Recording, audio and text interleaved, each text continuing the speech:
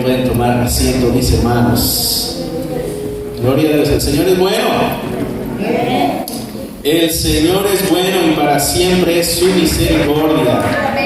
Gloria. Si le vas a dar un aplauso al Señor, dáselo fuerte, porque Él se lo merece. Nosotros continuamos con Lucas capítulo 23 y el día de hoy nos vamos con Barrabás. Así que mira al que está a tu lado y dile, no le digas Barrabás, dile, qué bueno que estás acá. Sí, no vas a cometer el error.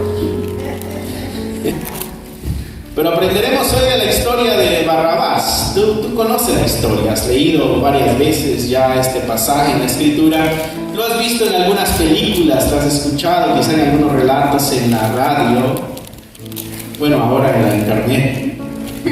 No sé si todavía existe gente que escucha la radio. Sí, ¿verdad? Sí. Gloria a Dios. Sí. No, yo también escucho la radio en el carro todavía. Ya con la tecnología esas cosas van quedando atrás, ¿verdad? Estamos ahí en Lucas 23. Esta es la historia de Barrabás. La Escritura cuenta la historia de la humanidad y de la relación de Dios con la humanidad, así a blanco y negro, no le pone colores para hacerlo agradable al corazón humano, habla de forma clara. Y esta historia es un claro ejemplo, porque si no hubiera estado la supervisión del Espíritu Santo, mis hermanos, si la supervisión del Espíritu Santo no hubiera estado sobre los hombres que escribieron la Escritura, muchas cosas se hubieran omitido.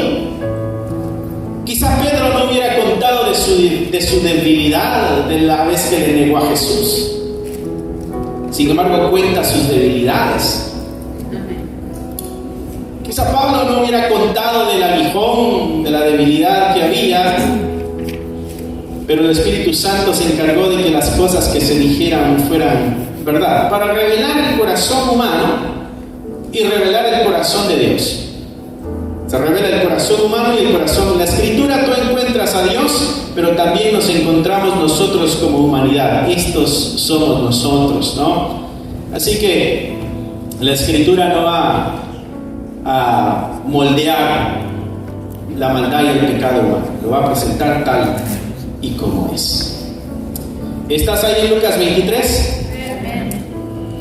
Verso 13. Dice, oigo un sonido acá de fondo. No sé si tenga la pistita todavía del celular. ¿No?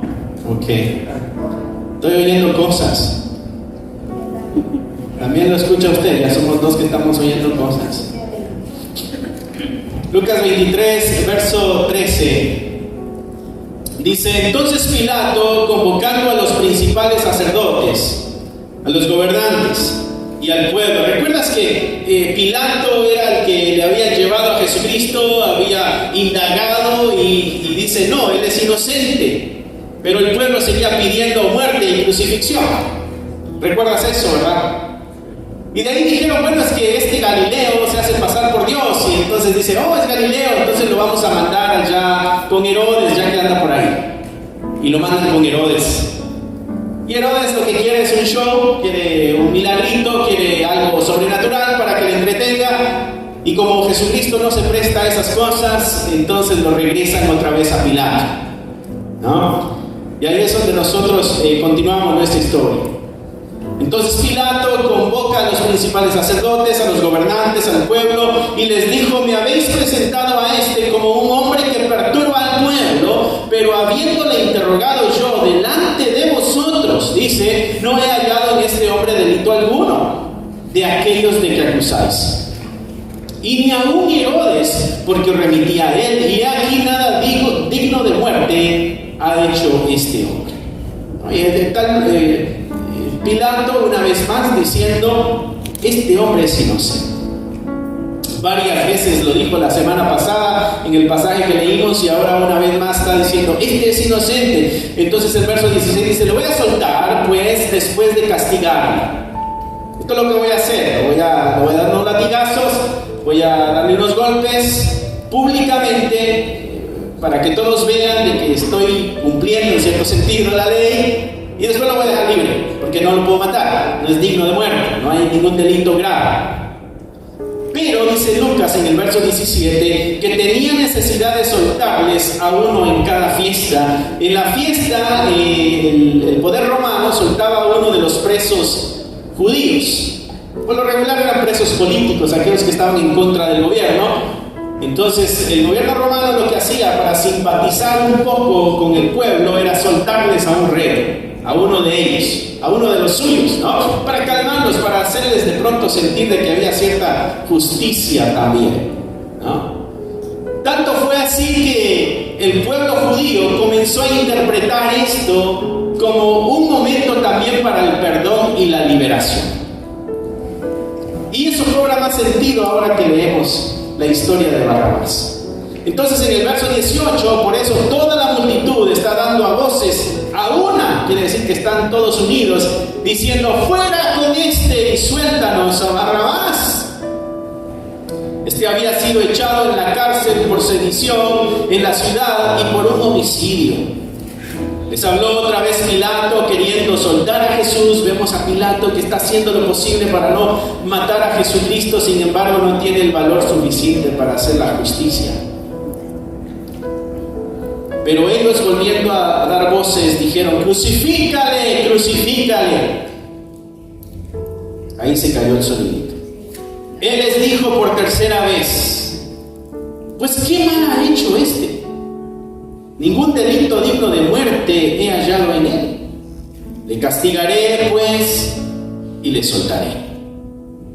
Mas ellos instaban a grandes voces pidiendo que fuese crucificado, y las voces de ellos, de los principales sacerdotes, prevalecieron. Entonces Pilato sentenció que se hiciese lo que ellos pedían, y le soltó aquel día que había sido echado, aquel que había sido echado en la cárcel por sedición, que había creado grupos de la izquierda, digamos, por homicidio, a quien habían pedido, y entregó a Jesús a la voluntad de ellos. La semana pasada, cuando nosotros veíamos los juicios, el juicio civil que nuestro Señor había tenido, hablábamos de 4 aspectos importantes. Lo voy a recordar para que sigamos, porque esto viene en el mismo contexto, ¿no? Y en la estructura que nosotros leíamos la semana pasada en cuanto a los juicios, veíamos a Herodes, veíamos a Pilato, veíamos a los líderes religiosos, el acercamiento, el tipo de acercamiento que tenían con nuestro Señor Jesucristo. Y veíamos que debíamos evitar nosotros ese tipo de acercamiento, y los nombrábamos. Decíamos que no debíamos ser aquellos que rechazaban abiertamente a Cristo, ¿no? En este caso eran los líderes religiosos. Rechazo total a Jesucristo. También decíamos que no deberíamos ser indiferentes con Cristo como lo fue Pilato, entendiendo que es justo. De todas maneras no le defendió, fue indiferente, ¿no? También decíamos que no teníamos que acercarnos a Jesucristo como lo hizo Herodes, de una forma superficial y de conveniencia. Herodes buscaba algo para él, pero no lo obtuvo, ¿no? Y de ahí veíamos otro aspecto también, cómo no debiéramos acercarnos, en el caso otra vez de Pilato, y no debiéramos acercarnos a Jesucristo de una forma pasiva y negligente. Necesitamos acción, en el acercamiento con Jesucristo. Ahora tenemos este episodio donde la multitud está gritando: crucifícale. Y lo que hace Pilato es soltar a un homicida, a un asesino y a alguien que había creado disensiones en el pueblo. Mi hermano, este pasaje de la historia de Herodes, este es el corazón del Evangelio, si pudiéramos verlo así. Aquí podemos encontrar nosotros dramatizada la verdad del Evangelio. ¿Qué es lo que Cristo vino a hacer? Vino a dar su vida por los pecadores. ¿Qué es lo que está sucediendo en ese momento? Se le está dando libertad al asesino y se le está juzgando y se le está culpando al santo y al perfecto. Esa es la obra de redención de Jesucristo, el que toma el lugar que le pertenece al asesino, al mentiroso, al ladrón, al pecador, donde tú y yo estamos. Nosotros somos Barrabás en la historia. El pecador, el que merece castigo, el que está destituido de la gloria de Dios, el que no tenía esperanza, el que no tenía futuro, el que lo único que estaba esperando era la condenación eterna. Sin embargo, Jesucristo en el momento llega y se hace el intercambio, y Cristo toma el lugar de Barrabás. Cristo toma la posesión. Esta es como una película del Evangelio que pudiéramos nosotros encontrar. Voy a tratar de que hagamos una especie de recorrido en esta historia y quizás pudiéramos imaginarnos dentro de la multitud. Y el día de hoy creo que el Señor va a hablar al que está iniciando su camino en el Evangelio. Le va a hablar al que ya lleva unos años en el Evangelio.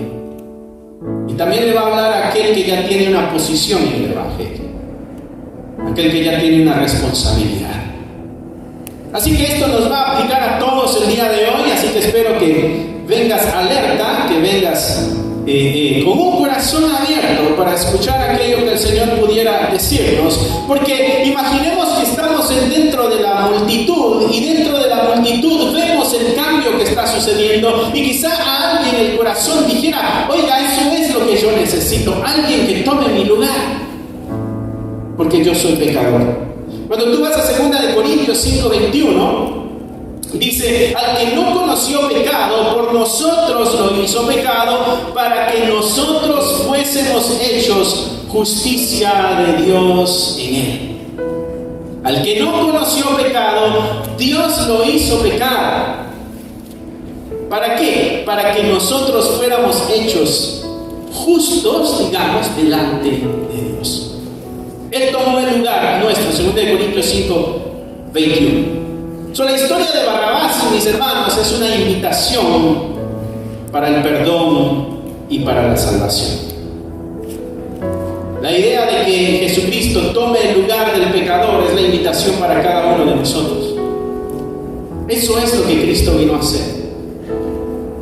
Puso encima de él nuestros pecados. Primera de Pedro 2:24 dice: quien llevó él mismo nuestros pecados en su cuerpo sobre el madero, para que nosotros, estando muertos a los pecados, vivamos a la justicia, y por cuya herida fuiste sanados. Lo que cantábamos hace unos momentos: por su herida hemos sido sanados. Eso es lo que Pedro está diciendo. La herida que había en la relación entre Dios Santo y nosotros pecadores, esa herida vino a ser sanada por nuestro Señor Jesucristo. ¿Cómo? Llevando Él nuestros pecados encima. ¿Para qué? Para que nos presentemos justos delante de Dios. ¿Por qué? Porque somos incapaces de presentarnos justos delante de Dios. La historia de Barrabás, mis hermanos, es el corazón del mensaje del Evangelio. Primera de Pedro 3:18: porque también Cristo padeció una sola vez por los pecados, el justo por los injustos. ¿Para qué? Para llevarnos a Dios. No simplemente se trata de un asunto de que se te perdonó el pecado también. Continúa la historia, es llevarte con Dios. Mi hermano, tú y yo no teníamos ninguna oportunidad de encontrar alivio, y Cristo tomó nuestro lugar.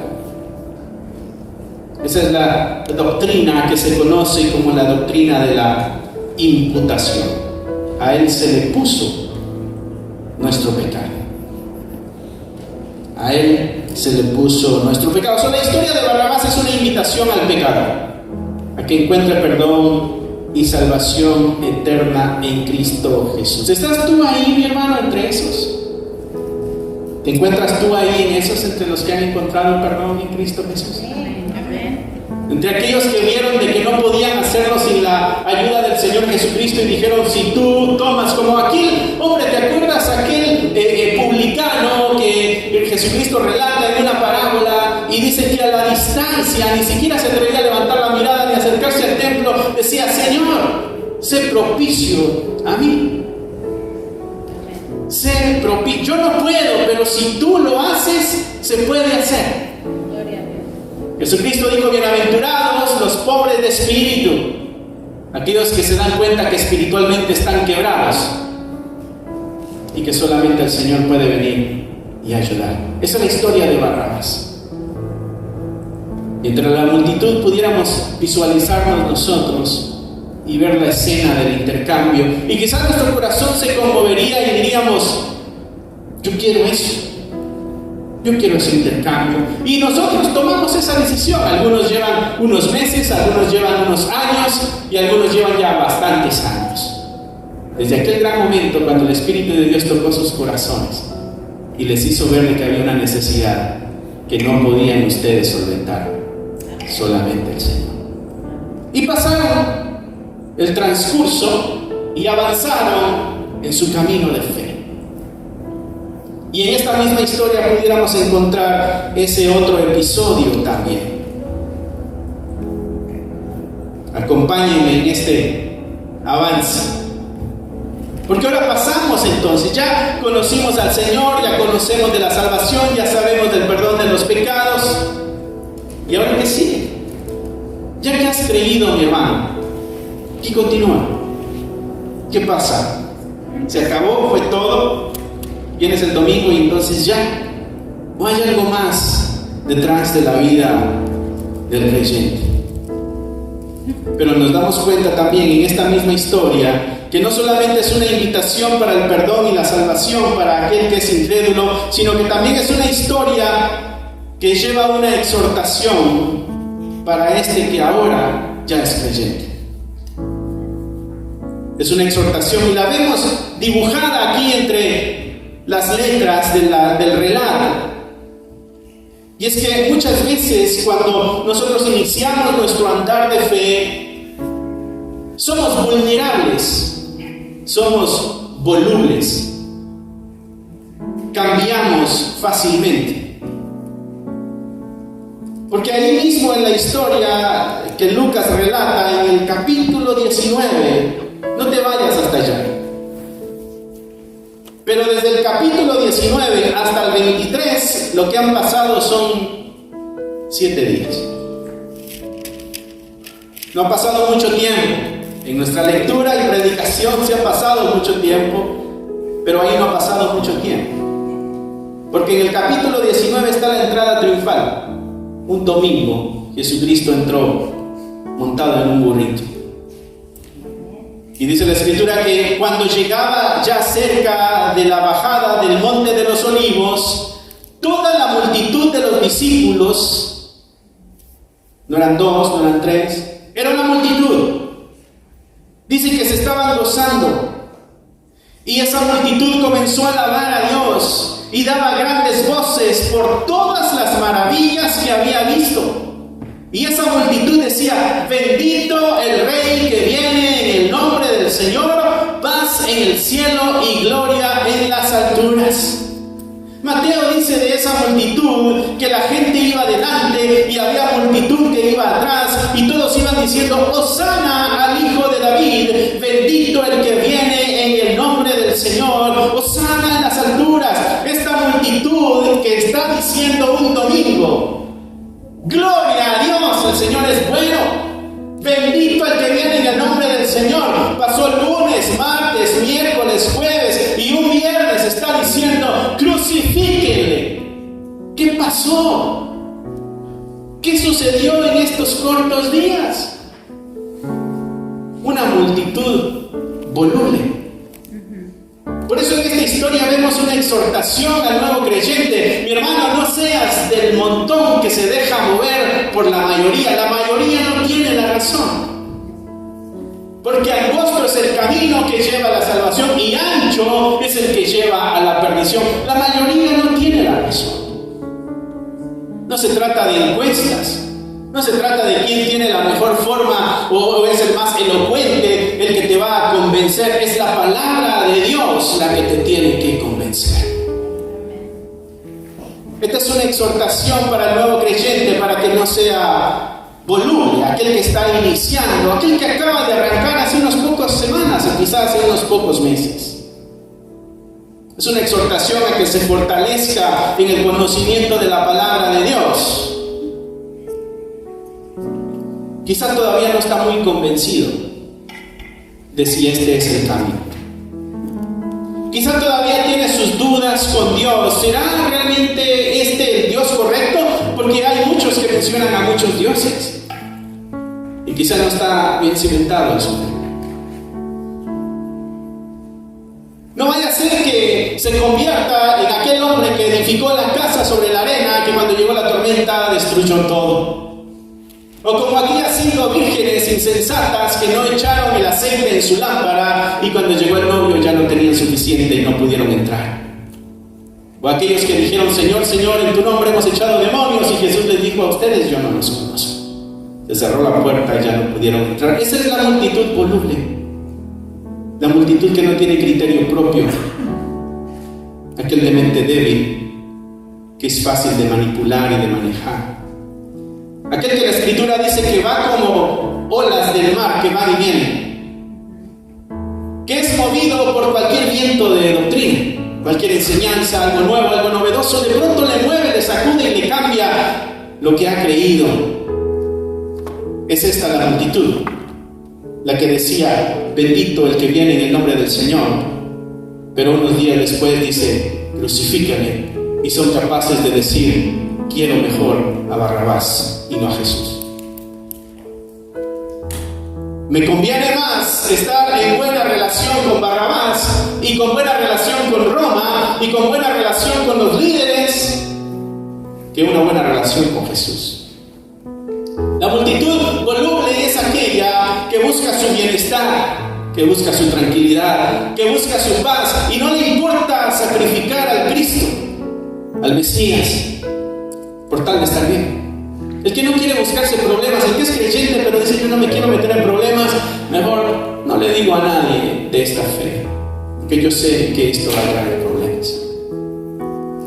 El creyente que ve el pecado y dice: yo no me meto ahí porque yo no quiero meterme en problemas. Esa es la multitud voluble que algún día dijo: Señor, te entrego mi vida. Pero unos días después dijo: quiero a Barrabás mejor. Pensándolo bien, he cambiado de opinión. Mi hermano, no seas fácil de manipular o de manejar, porque en el cristianismo la mayoría no tiene la razón. En el cristianismo somos minoría, muchos son los llamados, pero pocos son los escogidos. Desde siempre Cristo dijo: aquellos fieles van a ser pocos. En la escena que nosotros vemos en Apocalipsis, vemos multitudes y vemos millares de toda tribu, lengua y nación, pero en comparación al mundo entero no son la mayoría, porque son pocos los escogidos, a pesar de que el llamado se le dio a muchos. No se trata el evangelio de popularidad. El evangelio no se trata de popularidad, no se trata de multitudes. El evangelio se trata de una vida santa caminando a la luz de la voluntad del Señor. La exhortación para el nuevo creyente es de que se afirme y que defienda la fe a toda costa. Y podemos nosotros experimentar, así como Pablo experimentó el cambio en su vida. Un fariseo de fariseos, que estudió en la mejor escuela de los rabinos, que conocía la ley, que decía: yo la he cumplido y no hay ninguna mancha en mí, nadie me puede señalar, decía Pablo, en cuanto a la ley, soy irreprensible. Pero cuando se topó con Cristo dijo: todo eso, todos mis logros, todos mis triunfos, todas mis medallas, todos mis títulos, toda mi teología, todo es basura al lado del conocimiento de Cristo. Y defendió la fe a costa de su vida. Esa es la exhortación que hay aquí. No seamos de la multitud voluble que cambia de parecer de un día a otro. No seamos de la multitud voluble que cambia de forma de conducirse de la noche a la mañana y hace a un lado al Cristo santo y perfecto y mejor prefiere estar en buena relación con Barrabás. Mi hermano, tú y yo debemos defender la fe. Y debemos defender la justicia y debemos defender la verdad. El nuevo creyente, tú y yo, si hubiéramos estado en la multitud y cuando la multitud decía crucifícale, nosotros tendríamos que haber gritado no, porque Él es el Hijo de Dios. El problema es de que a veces la presión de la multitud nos hace cambiar de parecer. El problema es de que cuando ya son demasiados los que dicen no, nos vemos nosotros muy poquitos, muy pequeños, muy débiles y comenzamos a cambiar nuestra forma de pensar. Y comenzamos a aceptar lo inaceptable. Y comenzamos a abrirle el corazón a lo que deberíamos tenerle cerrado el corazón. Y comenzamos a permitir el pecado y a besar el pecado y a abrazar el pecado. Porque al fin de cuentas la mayoría lo hace. Y entonces yo no quiero verme señalado, juzgado, discriminado, aislado. No quiero terminar solo. Y entonces somos volubles y cambiamos. Caifás es el cerebro detrás de la entrega de Jesucristo para con las multitudes. Sabemos que es el plan de Dios, pero Caifás es el que tiene la capacidad de convencer. Es el sumo sacerdote. Habían dos, Caifás y Anás. Por cierto, fueron asesinados tiempo después, en unas revueltas que hubieron. Pilato se suicidó,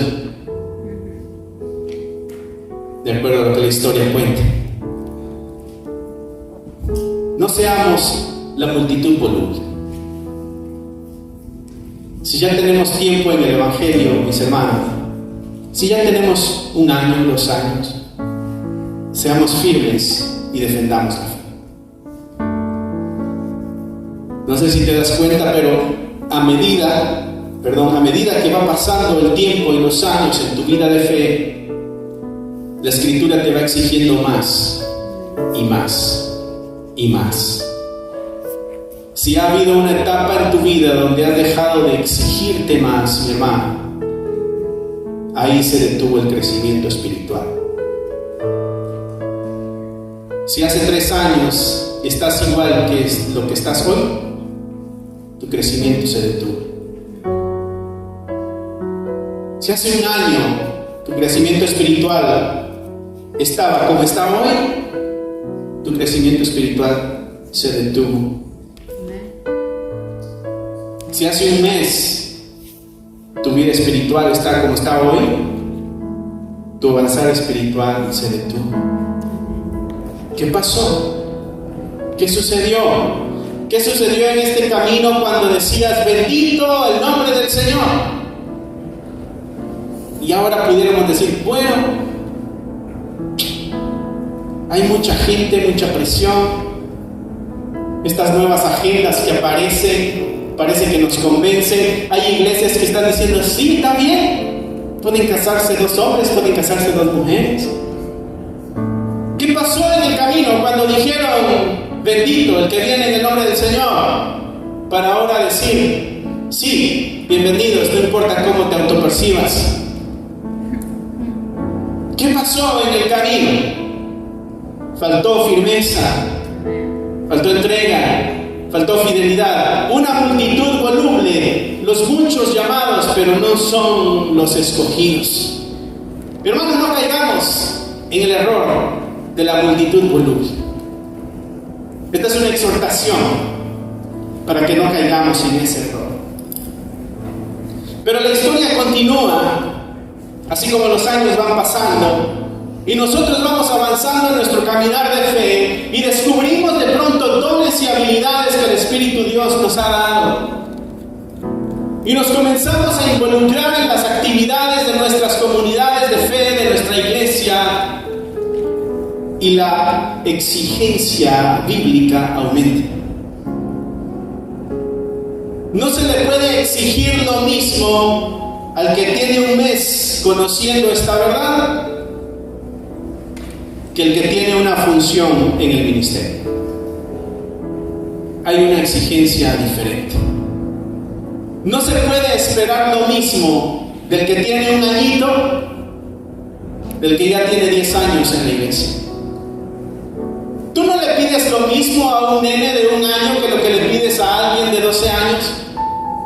Le pides más, le exiges más, porque tiene más habilidades, porque tiene más capacidades, porque ha desarrollado conductas diferentes. Ahora, si tienes tú a alguien de 12 años y alguien de 1 año y les exiges lo mismo, has fallado en el proceso de la educación y de la formación. Y no le exiges más porque sabes que no puede dar más, porque nunca lo equipaste, porque nunca lo formaste. Sin embargo, Dios nos ha venido formando a través de los años. No podemos decir de que Dios no nos ha formado. Dios nos ha formado. Nos ha exigido, nos ha mostrado el camino, nos ha dado el ejemplo, nos ha dado grandes hombres en la Escritura que han mostrado el camino de la santidad, de la entrega, del sacrificio, defendiendo la verdad con su vida. Así que pasamos al otro episodio entonces en nuestro avanzar de vida espiritual, y quizás te encuentres tú aquí y directamente esto es para los que tienen alguna función dentro de esta iglesia, dentro de esta congregación. Aquel que se sube aquí a cantar, aquel que se sube aquí a tocar, aquel que se para ahí para dar la bienvenida y para iniciar con una oración, aquel que nos organiza quién lee y quién no, todo aquel que hace algo, una función dentro de este lugar, para mí y para mi esposa, para el que abre la puerta, ya que hemos avanzado más tiempo, ya que hemos dado testimonio de algún tipo de carácter, la Escritura también tiene exigencias mayores y superiores. Amén. ¿Qué dicen los que están en alguna carga? ¿Amén? ¿No? Amén. ¿O renunciamos? No, gloria a Dios, el Señor por algo exige. Amén. Porque grande es la recompensa. Gloria a Dios.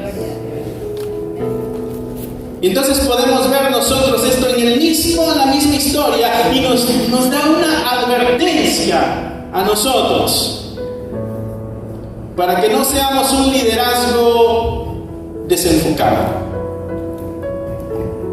Porque aquí vemos el fracaso del liderazgo de los judíos cuando se topan con Jesucristo. Son un liderazgo que no guiaron al pueblo y que no le mostraron al pueblo que Jesús era el mismo Dios en la tierra, sino que fracasaron como líderes, enfocados en su posición, en sus bienes y en sus deseos, y prefirieron cambiar a Dios por César, y prefirieron cambiar a Cristo por Barrabás.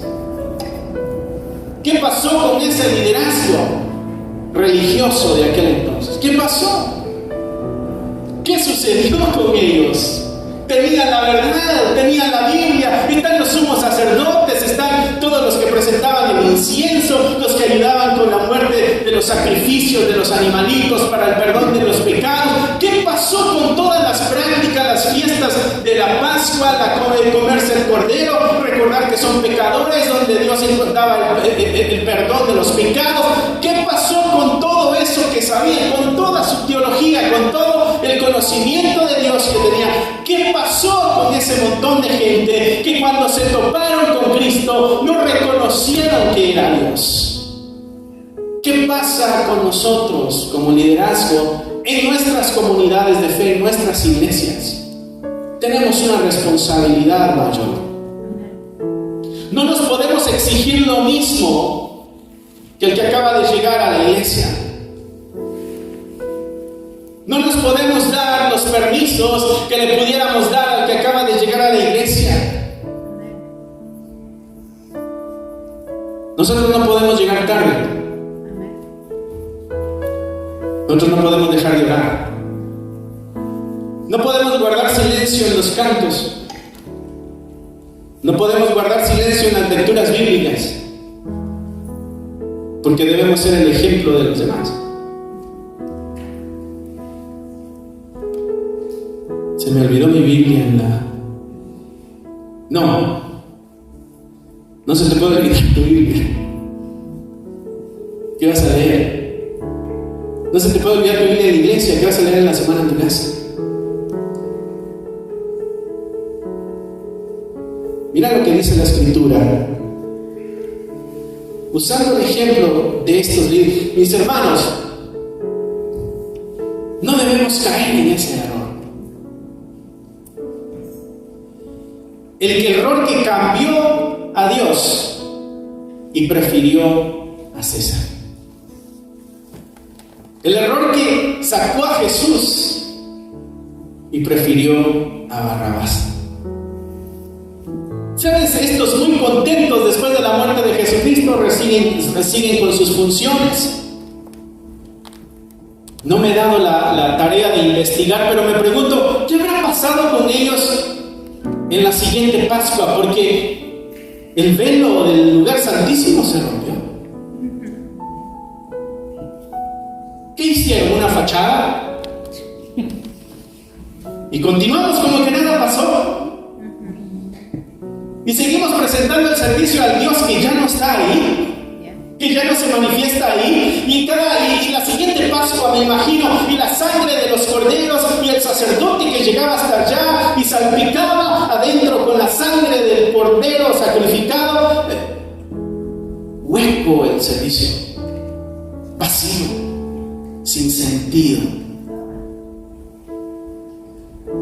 Un liderazgo fracasado.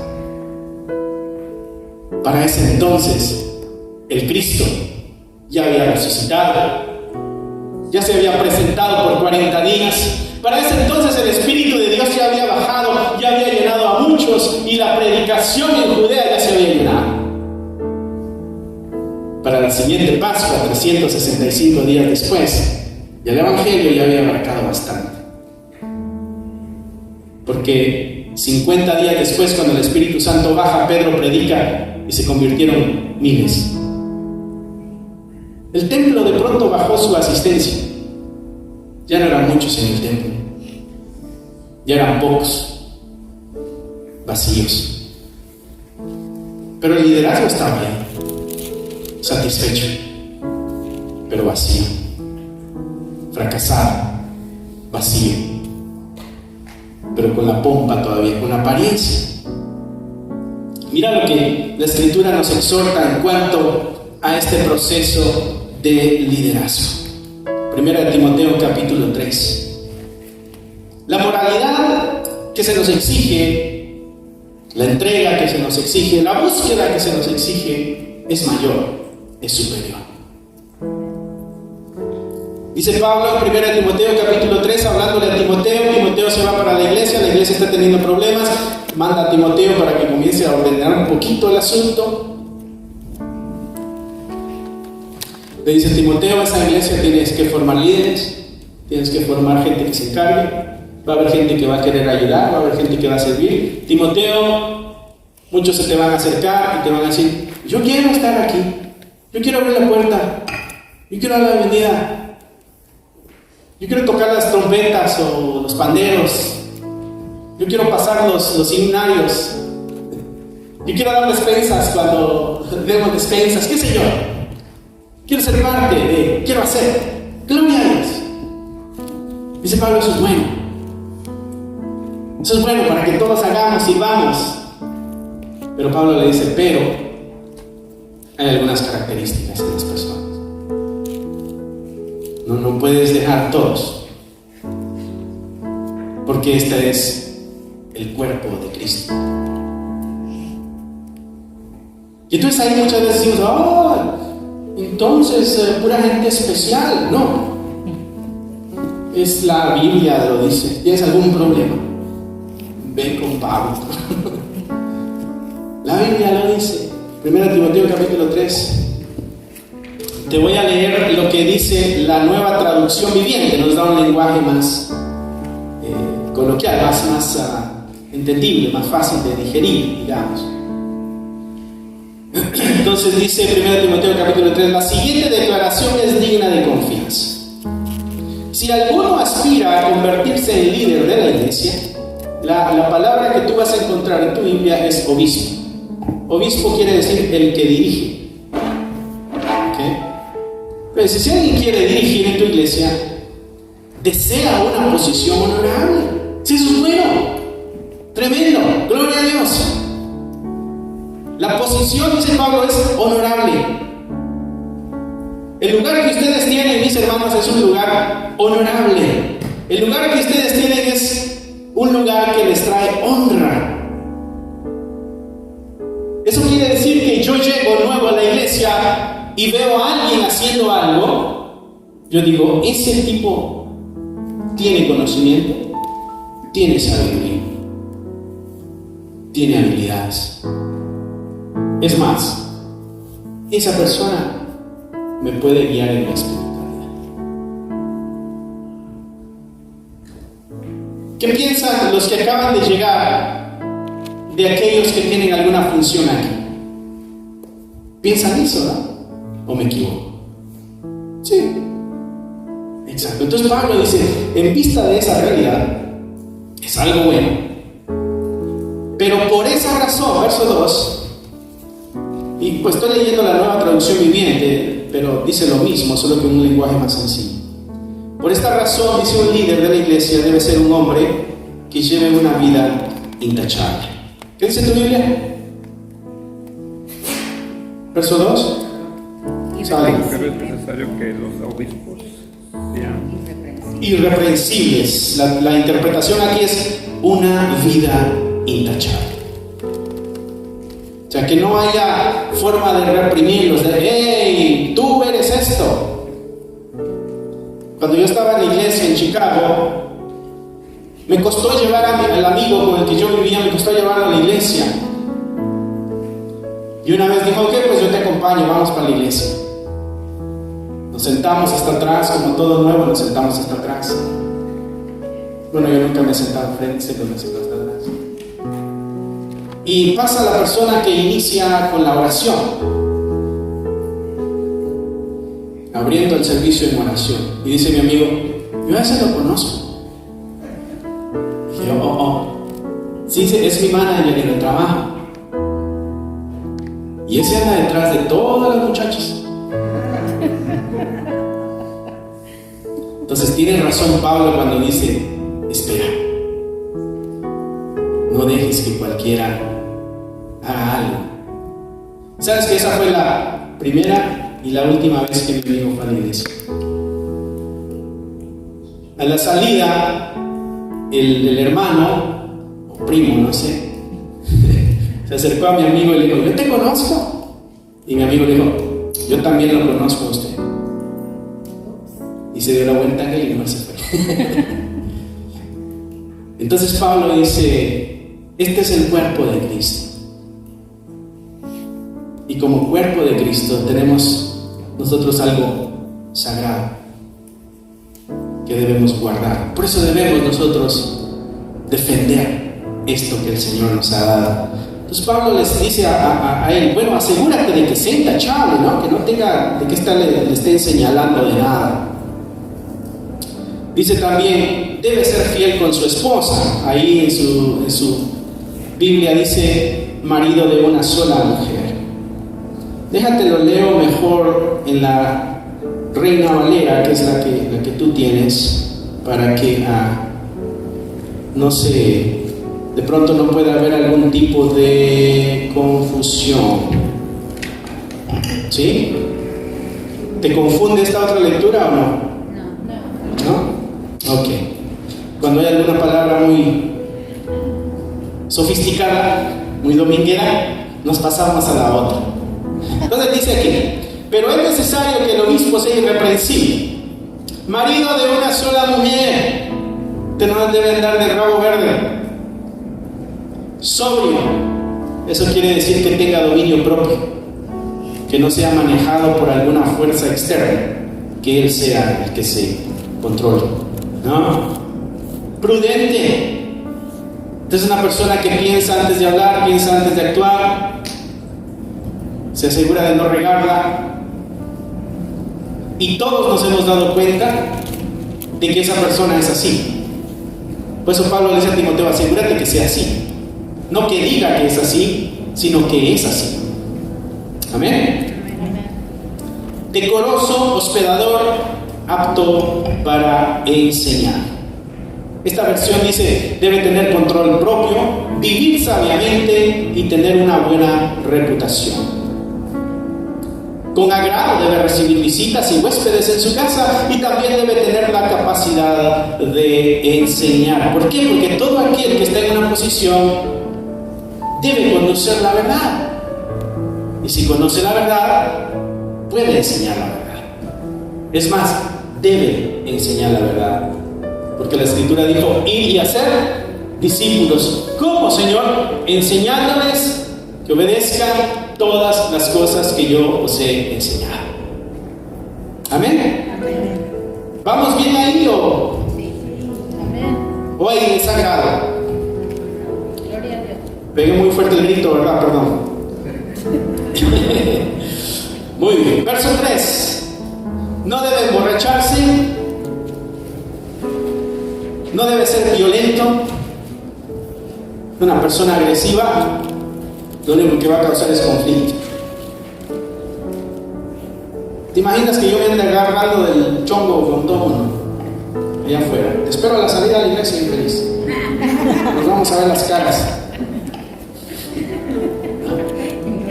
Y aparezca yo allá en una foto en el periódico de Addison con mi cartelito y un número, ¿no?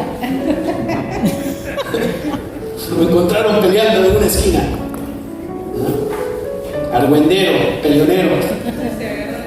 Si se agarra el chongo yo gano, que no agarra nada. Se resbala, además me he hecho vaselina que se resbale la mano. No debe ser violento, debe ser amable. No debe buscar pleitos, no debe amar el dinero. Su corazón no debe estar apegado al dinero. Pastor, pero lo único que queremos hacer nosotros es, sí, pero esto es lo que la Biblia dice. Esto ni el Papa, no, él no. Verso 4. Debe dirigir bien a su propia familia y que sus hijos lo respeten y lo obedezcan. Esta versión dice que gobierne bien su casa, que tenga a sus hijos en sujeción con toda honestidad, no a la fuerza, con respeto. Entonces Pablo dice, asegúrate cómo es la vida de hogar de esa persona. ¿Cómo es su relación con los hijos? ¿Cómo es la relación con el esposo o con la esposa? ¿Hay pecado en su casa que permite o no permite el pecado en su casa? ¿Recuerda lo que Josué dijo? Mi casa y yo serviremos a Jehová. Pablo dice, debes conocer la casa de esa persona. ¿Cómo está? ¿Qué hay? Amén. ¿Dónde voy? Verso 5. Pues si un hombre no puede dirigir a los de su propia casa, muy obvio y muy lógico, ¿cómo podrá cuidar de la iglesia de Dios? Si no puede dirigir a aquellos con los que está día a día, ¿cómo va a poder darle dirección a alguien de la iglesia? Entonces hay una mayor responsabilidad para todos aquellos que tenemos una posición en la congregación. Porque estos de la historia de Barrabás fallaron en su responsabilidad. Y una iglesia que falla en esa responsabilidad es una iglesia que también dirá, prefiero a César y no a Dios. Y abrirá las puertas de la iglesia para que el mundo entre y se mezcle. No para que el mundo entre y se transforme, sino para que el mundo entre y se mezcle. Porque no tiene principios, porque no tiene moralidad. Y Pablo dice, yo debo presentar a la iglesia como una novia que no tiene mancha y no tiene arruga. Esa es mi responsabilidad, decía Pablo, presentaros al Señor así. Por eso pone estas exigencias. Verso 6. No un neófito. Eso quiere decir no alguien que acaba de empezar su camino de fe. Neo viene de nuevo, no un nuevo. ¿Por qué? Porque no tiene el conocimiento todavía. No tiene los principios, no tiene la capacidad. Todavía está en el proceso de ser instruido. Todavía tiene que hacerse discípulo. Todavía tiene que dar testimonio de la transformación de vida. Amén. Dice no un neófito, no sea, y es por el bien de él, no sea que envaneciéndose, caiga en la condenación del diablo. En otras palabras, no vaya a ser que le des una posición a la persona que acaba de empezar, que todavía tiene un orgullo elevado, y esa posición le va a sentir papagayo. Decía una hermana allá, iba a caminar como pingüinito, bien prepotente y arrogante. Puede caer en ese error, dice Pablo. Pablo se preocupa por el nuevo. Por eso dice, mejor no, déjalo que crezca y que madure. No le exijas lo que todavía no puede dar. Llegará su tiempo, pero todavía no. Déjale crecer, déjale avanzar, instrúyelo, ¿no? Es bueno el deseo, pero no es el tiempo todavía. Nosotros diríamos, no es el tiempo del Señor, ¿no? Dice verso 7. Dice, también es necesario que tenga un buen testimonio de los de afuera. O sea que debemos ver también qué dice la gente de allá afuera de ti. Te ve como el cristiano. Si te dicen es un aburrido, es un aleluya, eso está bien. Pero si te dicen, no, este es el alma de las fiestas, este nos prende a todos, pero estás hablando de gente del mundo, entonces, ¿qué pasó ahí? Si vemos el asunto grave, Sí. porque un liderazgo que fracasa a esto es como el liderazgo de los sacerdotes en el tiempo de Jesús. Desenfocaron, la mirada puesta en otras cosas que no era la voluntad de Dios escrita, la santidad de Dios, la perfección de Dios. Así no llegamos a ningún lado y nosotros queremos llegar al cielo con el Señor. Bueno, pastor, eso es para el líder, el que está a cargo de muchos. Bueno, dijo Pablo, el verso 8, de la misma manera, los diáconos. Diácono quiere decir servidor. Todo aquel que sirve, el que abre la puerta, el que nos pasa los PowerPoints. Si es un niño, sí, no importa, está en el cuerpo de Cristo. La hermana de la danza, también. Los del coro, también. El de la guitarra, también. De la batería, también. ¿Qué más te faltó? Los demás que dicen, El que mueve el mixer. el que pone el mixer, también. El que abre la puerta, el que abre la oración.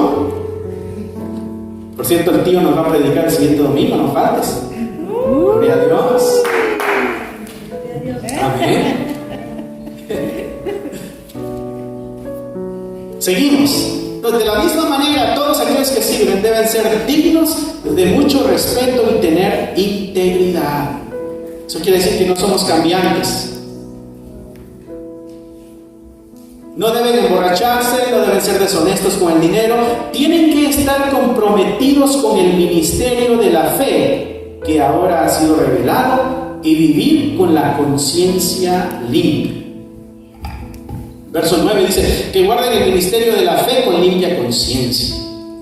Verso 10, y estos también sean sometidos a prueba primero. No le des chance a la primera. Ponles una prueba a ver cómo se desempeña. Tírales un billete de 100 en el suelo a ver qué pasa cuando nadie lo ve.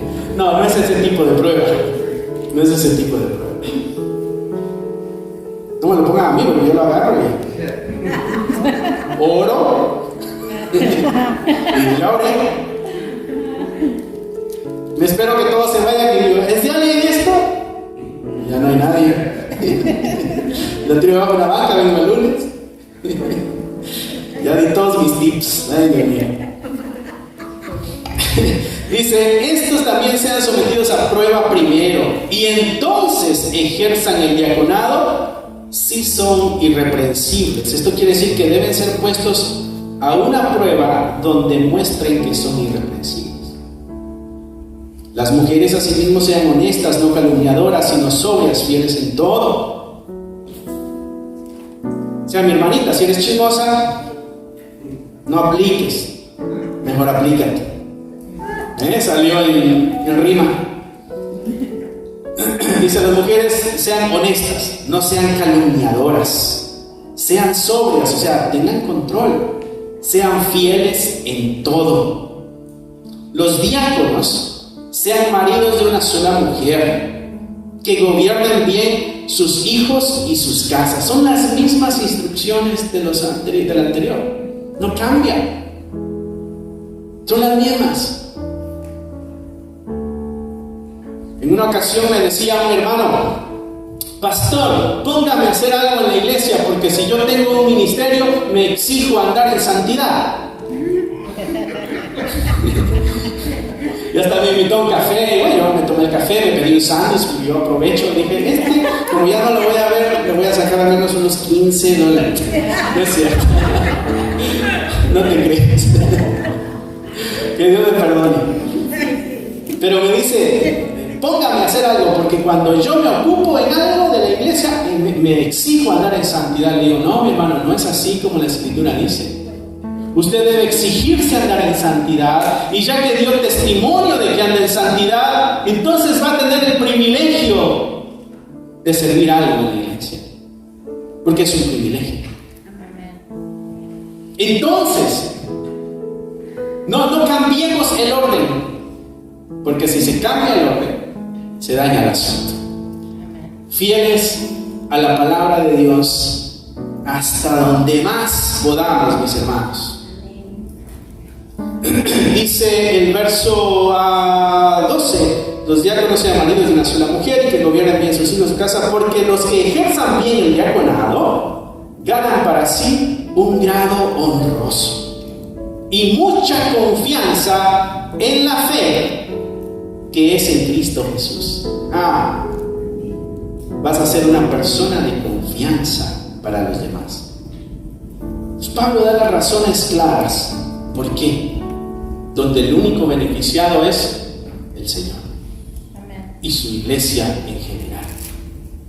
Pero todo esto se falló en el tiempo de Jesús con el liderazgo, y hemos visto hasta dónde llegaron. Así que la historia de Barrabás, mis hermanos, es una advertencia para nosotros en el liderazgo como iglesia. También la historia de Barrabás es una exhortación para el nuevo creyente, para que se afirme y no sea movido por cualquier idea, por cualquier viento de doctrina, sino que defienda la fe. Pero también es una invitación al que no cree, para que vea que en Cristo puede encontrar el perdón de sus pecados. Algunas cosas que pudiéramos hacer nosotros para no caer en esos errores, mis hermanos: no busquemos la opinión de la mayoría, tenemos nosotros que buscar la opinión de la palabra de Dios. No busques qué dicen los demás, busca qué dice Dios. ¿Qué dicen los demás? ¿Qué dice mi hermano de esta situación? Fíjese que yo quisiera hacer esto, pero ¿qué dice la palabra de Dios? No busques opiniones. Otra cosa que podemos hacer es buscar la verdad y aferrarnos a ella, aunque vaya en contra de lo que nos gustaría. Muchas veces la palabra de Dios va en contra de lo que nosotros queremos, pero la palabra de Dios debe vencer sobre nuestra voluntad. Nuestra voluntad debe quebrantarse ante la voluntad del Señor. Y ahí es donde somos pobres en espíritu. Mantengamos la perspectiva bíblica, porque es fácil perder el enfoque. La Biblia debe ser nuestro mapa, nuestro GPS, nuestra brújula.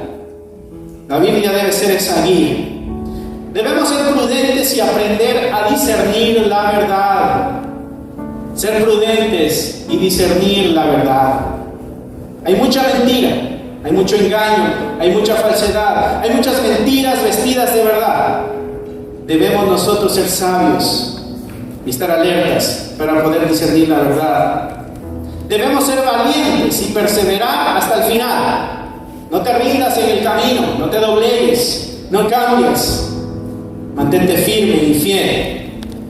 Y por último, mi hermano, no vendas la verdad por aceptación, no vendas la verdad por una posición, ni vendas la verdad por miedo ni por placer. La verdad la debemos defender al máximo. Amén. Porque somos la iglesia de Cristo. Porque somos el cuerpo de Cristo donde Él es la cabeza. Somos la amada por la que viene, por aquella que no tendrá ni mancha ni arruga, y pronto estaremos con Él para siempre. Porque nos ha amado, nos ha perdonado, nos ha lavado. Mantengámonos limpios, no nos ensuciamos nosotros. Cierra ahí tus ojos, mi hermano y mi hermana. Abre tu corazón y acércate a Dios en oración. Padre, te damos gracias. Te bendiga, mi hermano. Gracias por haber escuchado la palabra de Dios. Es un gusto para nosotros saber de que este mensaje está alcanzando muchas vidas. Nuestro deseo es de que tú crezcas al igual que nosotros vamos avanzando en el conocimiento de la palabra de Dios. Si a ti te gustaría ser parte de este ministerio y ayudarnos de una forma económica, aquí abajo hay un link que te dirigirá a la página de PayPal y tú podrás hacer ahí tus donaciones si es que así lo quieres, si es que así el Señor ha puesto en tu corazón. Otra forma en que tú nos puedes ayudar también es a través de tus oraciones. Necesitamos de tus oraciones. Somos la iglesia de Cristo y la iglesia de Cristo siempre está bajo ataque. Necesitamos de tus oraciones. Así que gracias una vez más. Es un gusto poder saber de que somos útiles para tu vida espiritual en este caso. Bendiciones y esperamos en Dios vernos pronto. Bye.